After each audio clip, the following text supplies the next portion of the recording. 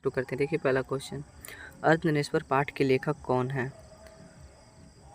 ए option Namvar Singh, B Ramdhari Singh Dinkar, C Hazari Prasad Dwivedi, D Ramchandra Shukla. तो इसका सही आंसर हो जाएगा ऑप्शन बी रामधारी सिंह दिनकर। चलिए अगला क्वेश्चन देखते हैं। दूसरा, रामधारी सिंह दिनकर की रचना कौन सी है?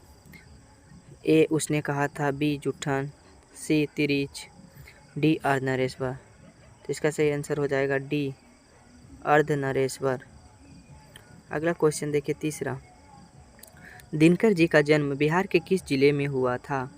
A option Samastipur, B option Begusarai, C option Patna, D option Bhojpur. तो इसका सही आंसर हो जाएगा बी ऑप्शन बेगूसराय। बेगूसराय इसका आंसर हो जाएगा, बी ऑप्शन तीसरा का। चलिए अगला क्वेश्चन देखते हैं। चौथा, अर्धनरेश्वर में किस युग का समन्वय है? अर्धनरेश्वर में किस गुण का समन्वय है? तो इसका सही आंसर हो जाएगा क्या? ए ऑप्शन है नारी के, बी पुरुष के, सी नारी और पुरुष दोनों का। तो इसका सी ऑप्शन बिल्कुल ही राइट हो जाएगा, नारी और पुरुष दोनों का। सी ऑप्शन बिल्कुल ही सही हो जाएगा। अगला क्वेश्चन, दिनकर जी की पहली काव्य पुस्तक कौन सी है? दिनकर जी की पहली काव्य पुस्तक कौन सी है? ए कुरुक्षेत्र, बी हुंकार, सी रसवती, डी पर्णभग। तो इसका सही आंसर हो जाएगा 5 का डी पर्णभग। डी ऑप्शन बिल्कुल ही राइट हो जाएगा। दिनकर जी की पहली कविता किस पत्रिका में प्रकाशित हुई थी? ए छत्र सहोदर, बी छत्रपति का पत्रिका, सी छात्र मित्र, डी इनमें से कोई नहीं। तो 6 का आंसर हो जाएगा ऑप्शन ए छत्र सहोदर। अब अगला क्वेश्चन देखते हैं।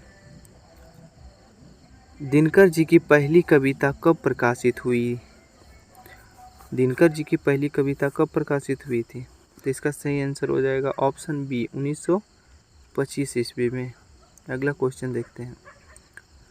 8 नंबर क्वेश्चन, दिनकर जी के अनुसार अधिपति विचार है तो पत्नी क्या है?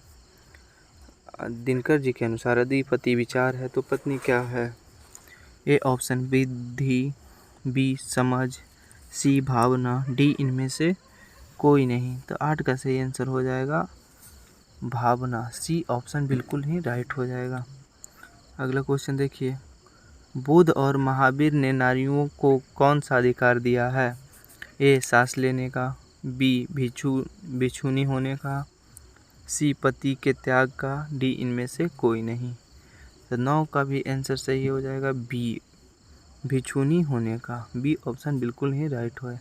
जब नारी के गुण लेता है तब वह देवता बन जाता है, किंतु जब नारी नर के गुण सीखती है तो वह राक्षसी हो जाती है। यह किसका कथन है? यह किसका कथन है? 10 का सही आंसर हो जाएगा सी ऑप्शन प्रेमचंद्र का। सी ऑप्शन हो जाएगा प्रेमचंद्र का। अगला 11वां, अर्धनरेश्वर का किस विधा से संबंध है? अर्धनरेश्वर का किस विधा से संबंध है? ए निबंध, बी कहानी, सी एकांकी, डी व्यंग। तो 11 का सही आंसर हो जाएगा सी ऑप्शन एकांकी से। 12 नंबर क्वेश्चन देखिए, किसने अपने जीवन के अंतिम दिनों में नारीत्व की साधना की थी? किसने अपने जीवन के अंतिम दिनों में नारीत्व की साधना की थी? तो इसका सही आंसर हो जाएगा ए ऑप्शन गांधी जी। गांधी जी पहला ऑप्शन ही सही हो जाएगा। ए ऑप्शन बिल्कुल ही सही है।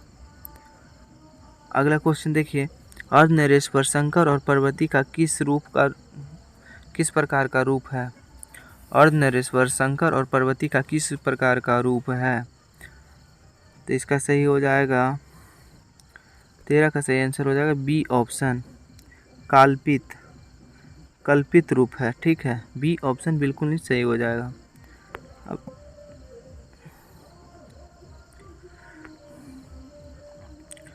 14 नंबर क्वेश्चन, प्रेमचंद्र के अनुसार नारी जब पुरुष की गुण सीखती है तब वह क्या हो जाती है?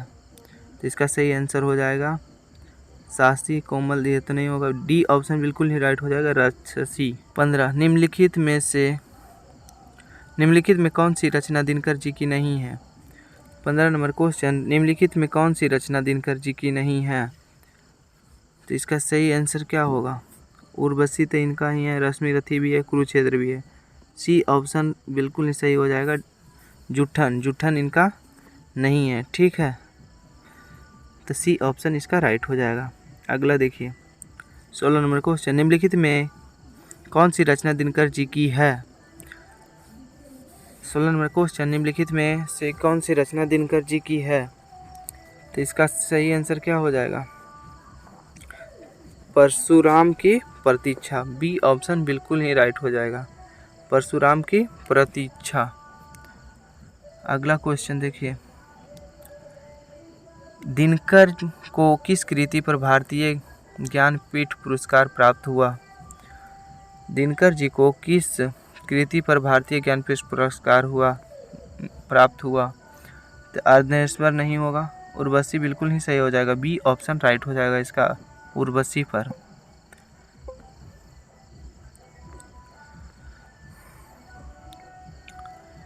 अठारह नंबर क्वेश्चन, युद्ध और शांति की समस्या पर लिखी गई काव्य कृति है। युद्ध और शांति पर लिखी गई काव्य कृति, तो इसका सही आंसर हो जाएगा 18 का बी। ऐसे ही नाम से ही पता चल रहा है, कुरुक्षेत्र। बी ऑप्शन बिल्कुल ही राइट हो जाएगा। अगला क्वेश्चन, अर्धनारीश्वर काल्पित रूप है, किसका काल्पित रूप है? शिव और पार्वती जी का, ठीक है, ये ऑप्शन बिल्कुल ही राइट है, शिव और पार्वती का। 20 नंबर क्वेश्चन, गंधारी कौन थी? मतलब दुर्योधन की माँ थी, कृष्ण की माँ थी, अर्जुन की माँ थी या बलराम की माँ थी? तो 20 का सही आंसर हो जाएगा क्या? ए ऑप्शन, दुर्योधन की माँ थी गंधारी। 21 नंबर क्वेश्चन, प्रेमचंद्र थे गीतकार थे या कथाकार थे? तो प्रेमचंद कथाकार हैं, ठीक है, बी ऑप्शन बिल्कुल ही राइट है। अब देखिए 22 नंबर क्वेश्चन, दिनकर का जन्म कब हुआ था? दिनकर जी का जन्म कब हुआ था? तो 22 का सही आंसर हो जाएगा, ए ऑप्शन बिल्कुल ही राइट हो जाएगा, 23 सितंबर 1908 ईस्वी को। 23 सितंबर 1908 ईस्वी को। अगला, दिनकर जी किस युग के कवि हैं? अगला क्वेश्चन, दिनकर जी किस युग के कवि हैं? 23 का सही आंसर हो जाएंगे छायावादोत्तर युग के। छायावादोत्तर युग के, सी ऑप्शन बिल्कुल ही राइट हो जाएगा। अगला क्वेश्चन, संस्कृत के 4 अध्याय किसकी कृति है? संस्कृत की 4 अध्याय किसकी कृति है? गुलाबदास, हजारी प्रसाद द्विवेदी, सी आचार्य सीताराम चतुर्वेदी, डी रामधारी सिंह दिनकर। तो 24 का सही आंसर हो जाएगा डी रामधारी सिंह दिनकर। अगला क्वेश्चन देखिए 25 नंबर क्वेश्चन, कौन सी कृति रामधारी सिंह दिनकर की लिखी हुई है? ए शुद्ध कविता की खोज, बी पुनर्वा, सी स्मृति की रेखाएं, डी कविता के नए परितिमान। तो 25 का सही आंसर हो जाएगा ऑप्शन ए शुद्ध कविता की खोज। ये ऑप्शन बिल्कुल ही राइट हो गया। फिर मिलते हैं एक नए वीडियो के साथ।